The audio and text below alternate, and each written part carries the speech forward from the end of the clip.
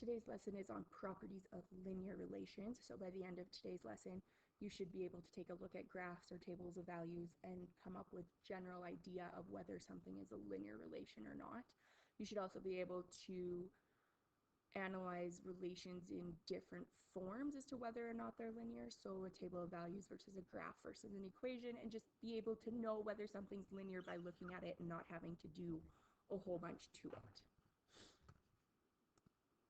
All right, so a linear relation is a relationship between two variables that forms a straight line when you plot values of ordered pairs on a graph. So in the first example, we're given a table of values. We're going to plot those onto a graph, and we're going to determine whether or not this is a linear relation, and we're also going to find the slope of that line.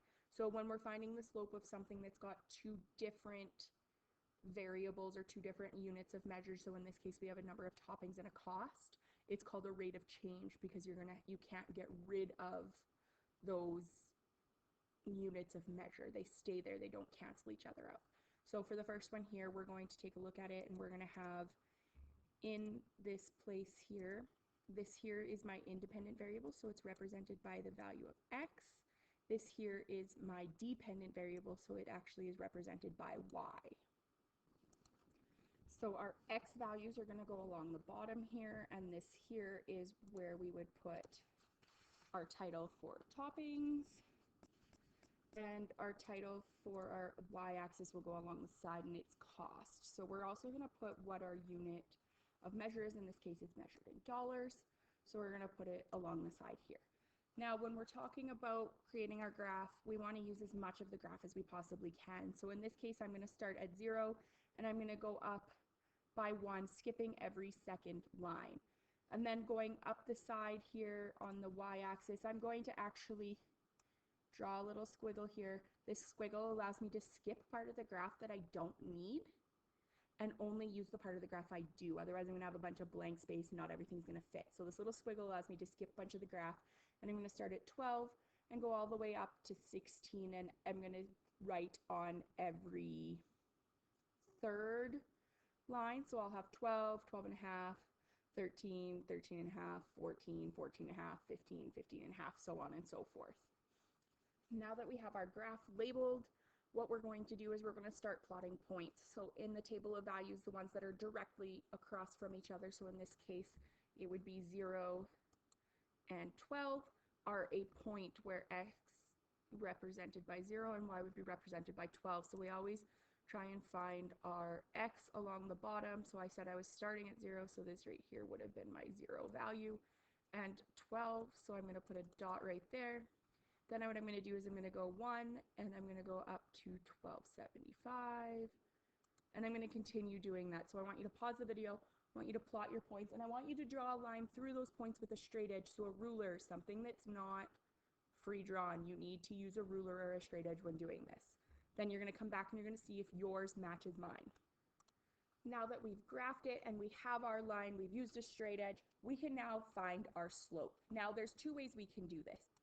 One way is using the slope formula that we were given, where it was m is equal to x1, or sorry, the slope formula where it's y2 minus y1 over x2 minus x1, which represents our change in y over our change in x.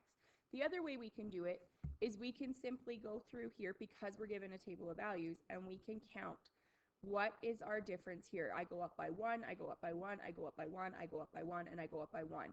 So this one here is constantly a plus 1. If it's not consistently going up by the same amount, it's not linear, so we can't really find the slope of the line as a whole. We can only find the slope of individual pieces of that line. So what we're going to do now is we're going to double check to make sure that our y values go up by a consistent amount, and if you were to calculate this, each time you're going up by 0.75, so I'm going up by 0.75 here, which means I can now say that I have a slope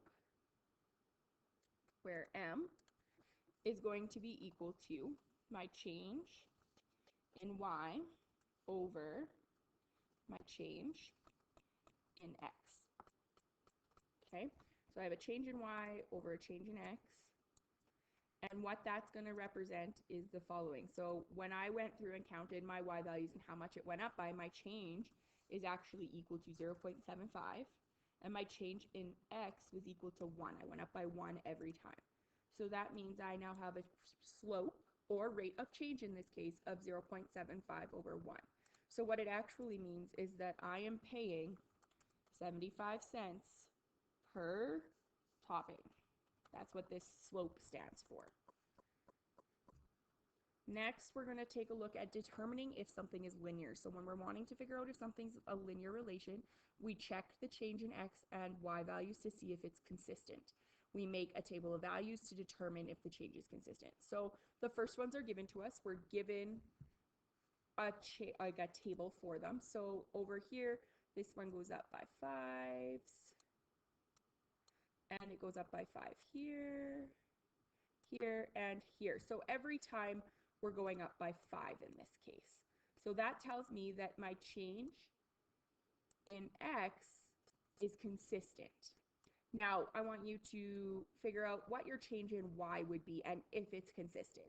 So when I go through and I calculate this, I get a change in y of 9 each time. Every time I'm going up by 9, you should have gotten the same thing. If you're unsure of how to figure out what your change is, you're going to take the bigger number and subtract the smaller number, and it's going to tell you what your change is.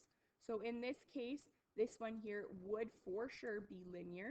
And the reason it's linear is I have a consistent number going down or up on both the x and the y. If one of them wasn't consistent, it would be a nonlinear function or ratio or relation, whatever the case might be.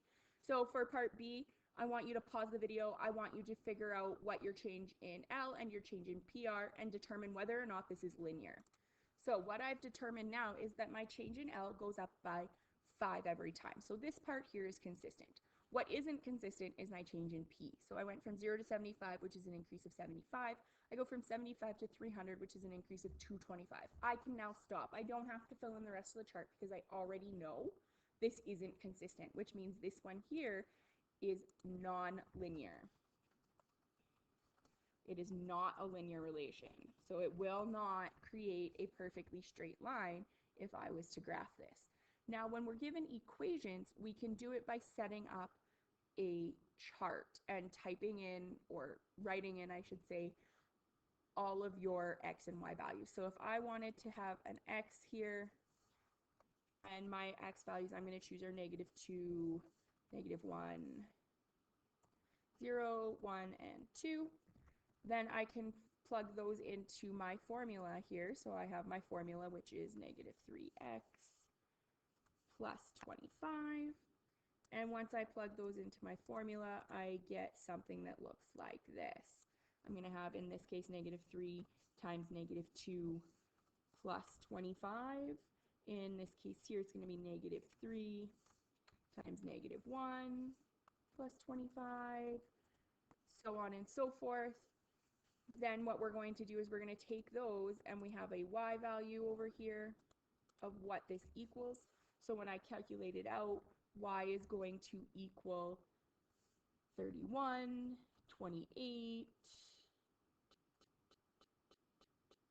so on and so forth. So I want you to pause the video. I want you to finish. I did the first two for you and want you to finish the rest of this chart.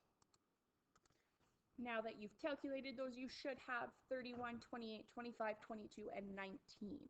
Now what we're going to do is we're going to look to see, do we have a consistent increase in our values? So on our x side, we know this is consistent. We know it goes up by 1. I picked them to do that.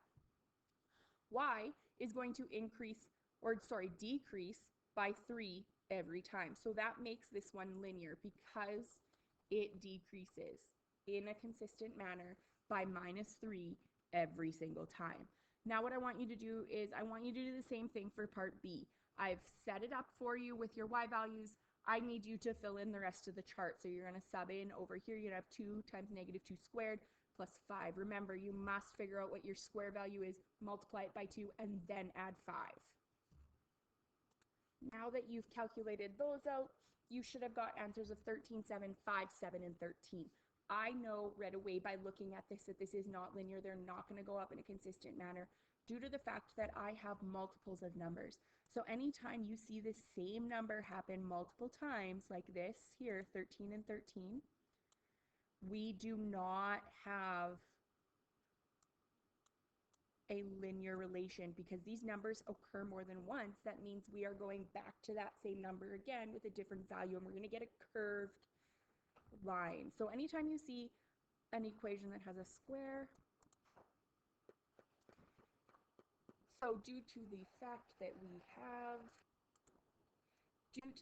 those numbers repeat, we don't have that consistent increase or decrease in our numbers. So it will be a non-linear relation. This example is wanting us to find our horizontal and vertical intercepts. So in order to do that, we need to first determine where our axes are. So in this case, I found 0 here. This line right here is an axis. This is kind of tricky because this one's really dark, but it's not our axis. We're going to find 0. It's right here. This here is our y-axis. So we have our y and we have our x. Now what we're looking for is we're looking to see where does it cross vertically and horizontally. So vertically, it's going to cross right here. Horizontally, it's crossing right here. So now it's asking us what are those points. So my horizontal one represents my x-intercept. That's what that represents. So it's going to be a point where I have an x value but a y value of 0.